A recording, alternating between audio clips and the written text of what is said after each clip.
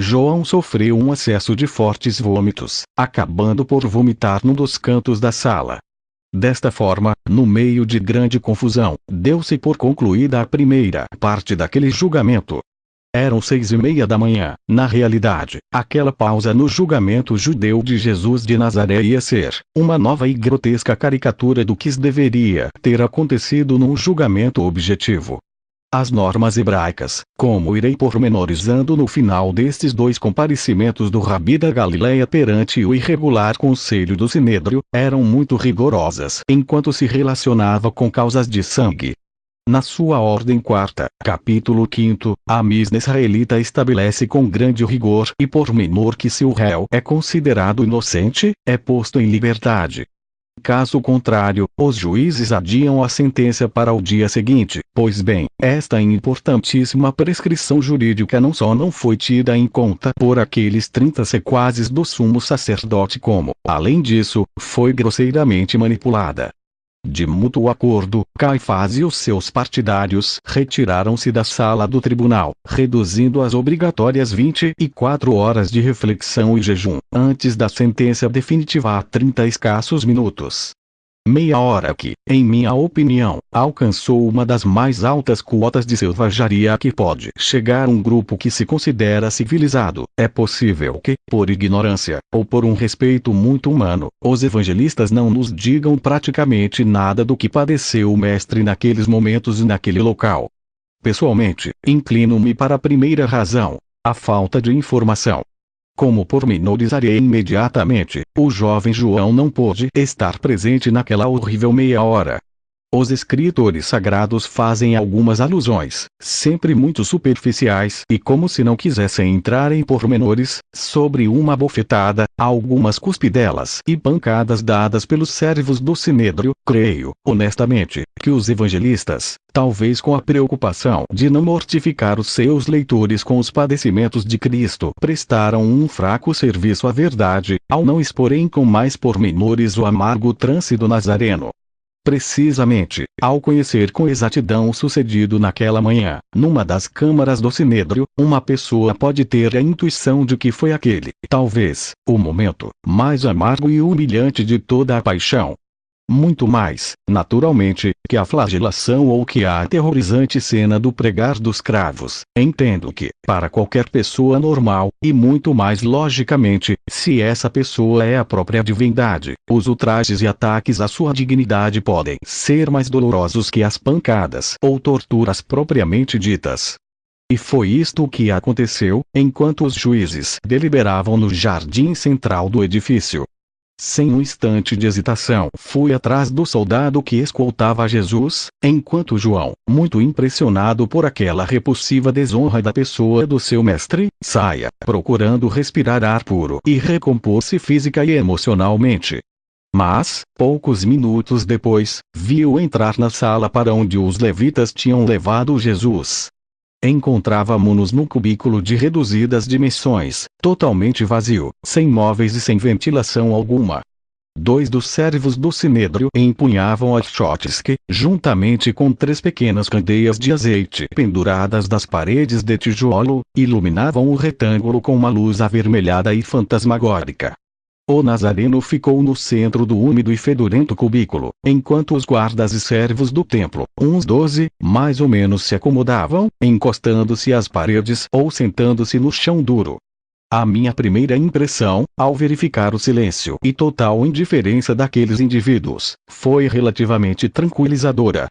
Era evidente que os sicários de Caifás tinham recebido ordens para escoltar o réu e esperar o recomeço do processo. Mas, quando mal tinha passado ainda 2 minutos, um dos levitas que acompanhara o conselho apareceu à porta, chamando por sinais um dos que empunhavam achotes.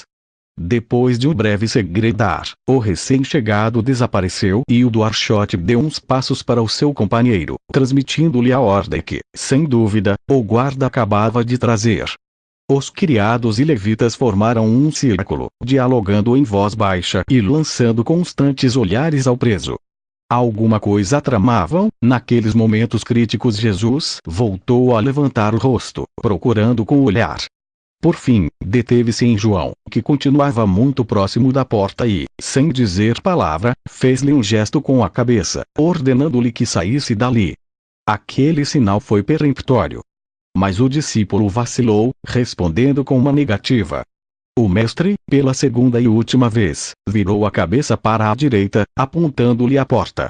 Nos olhos do Nazareno havia uma força e uma certeza tais que, por fim, João acabou por ceder, saindo do local.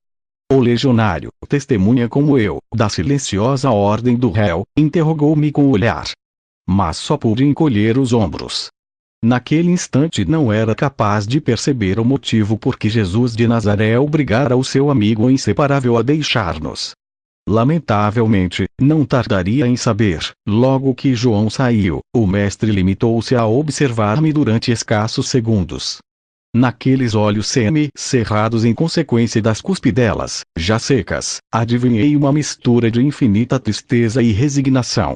Depois, o gigante baixou novamente a cabeça, mergulhando nos seus pensamentos. Aquela tensa calma não tardou em se quebrar. O grupo de assassinos contratados rodeou o mestre. Os que tinham achotes colocaram-se um de cada lado de Jesus e, sem prévio aviso, o criado que recebera a misteriosa ordem despiu o manto e atirou para uma ponta da câmara. Depois, pondo-se a 4 dedos do peito do rabi, levantou os olhos e começou a interrogá-lo. Diz, príncipe de Beelzebul, como se chamam os teus cúmplices? Mas Jesus nem sequer levantou o rosto. Naquele momento, comecei a entender em que consistiria a ordem que os guardas e servidores do Sinédrio acabavam de receber. Se bem estava lembrado, Anás fizera-lhe aquela mesma pergunta. Era mais que provável que o conselho dos saduceus, escribas e fariseus, que se apartara no julgamento, tivesse decretado que os guardas do mestre tentassem aproveitar aqueles minutos para interrogarem e maltratarem o impostor. Conhecemos Judas, acrescentou o lacaio, com um sorriso que me fez temer o pior, também Simão, o zelota, e aquele João Zebedeu, mas quem são os outros? Responde. O Galileu nem pestanejou. O rosto, voltado para as lajes cinzentas do pavimento, estava ausente. Negas-te então a responder. E o criado virou-lhe as costas, dando um breve passo em frente. De repente voltou-se, esbofeteando com a esquerda. O golpe foi tão duro quanto inesperado. E todo o corpo de Jesus tremeu. Os restos de escarros na face direita do rabi ficaram agarrados à palma da mão do esbirro que, com uma careta de repugnância, sacudiu os dedos uma e outra vez, procurando livrar-se daquelas imundícies. Finalmente, aproximou a mão do manto do Nazareno, esfregando-a no pano.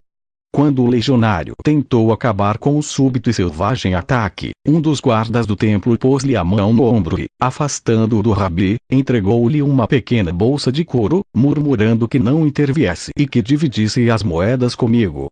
O suborno tornou o surdo e mudo soldado que, a partir daquele momento, não saiu de um dos cantos da sala. A sua satisfação aumentou quando me neguei a aceitar a minha parte. Apesar da raiva que começara a queimar-me as entranhas, não pude fazer mais que observar e tentar não alterar os acontecimentos, tal como impunha o código de cavalo de Troia. A partir daquele instante uma saraivada de murros e bofetadas começou a cair no corpo do mestre. De vez em quando, entre pancada e pancada, um dos levitas voltava a interrogá-lo. Responde, quantos são vocês? Como se chamam os teus adeptos? Quem tomou o comando? Jesus, com os lábios rasgados pelas pancadas, não cedia. Alguns dos murros atingiram-lhe os olhos, provocando um lento mas alarmante inchaço. No meio daquela iniquidade, fiquei espantado mais uma vez perante a serenidade e resistência física do Galileu. Muitas das pancadas, dadas com frieza em pontos tão delicados e vulneráveis como olhos, lábios, ouvidos, rins e estômago, teriam lançado por terra um homem vulgar. No entanto, o Nazareno, ainda que chegasse a vacilar em várias ocasiões, não soltou um só lamento, conservando sempre o equilíbrio. O completo silêncio do rabi aumentava o furor dos levitas, que redobraram na agressão. Suados, ofegantes e arrastados pelo paroxismo, os energúmenos, não satisfeitos com o violento castigo que estavam a infligir, foram procurar um cântaro de água, submetendo Jesus a um dos suplícios mais angustiantes que um ser humano possa inventar. Um dos sicários pôs-se nas costas do Nazareno, puxando-lhe violentamente os cabelos. Logo o robusto corpo se inclinou para trás. Um segundo guarda forçava a boca de Jesus a abrir-se enquanto um terceiro, que segurava no cântaro, começava a deitar água na boca do Nazareno.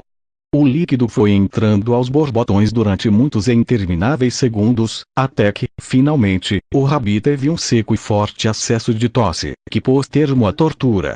Sem o saberem, aquelas bestas humanas tinham aliviado, e de que maneira? O organismo castigado do prisioneiro. Por causa das horas de angústia no Getsemane, o mestre da Galileia tinha começado a fazer um grave e decisivo processo de desidratação, que iria agravar-se sensivelmente depois dos açoites. O criado que segurava o recipiente de barro afastou-se para o lado e, enquanto o levita continuava a puxar pelo cabelo do réu, outro esbirro levantou a perna esquerda, atirando um pontapé ao baixo ventre do prisioneiro indefeso. Foi uma das poucas vezes que ouvi um gemido da boca de Jesus.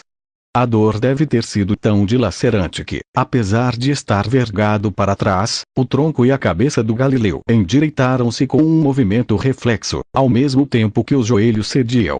Cristo caiu, indo o rosto bater nas lajes. Estúpidos! Interveio o legionário, vindo em socorro do preso. Será que querem acabar com ele?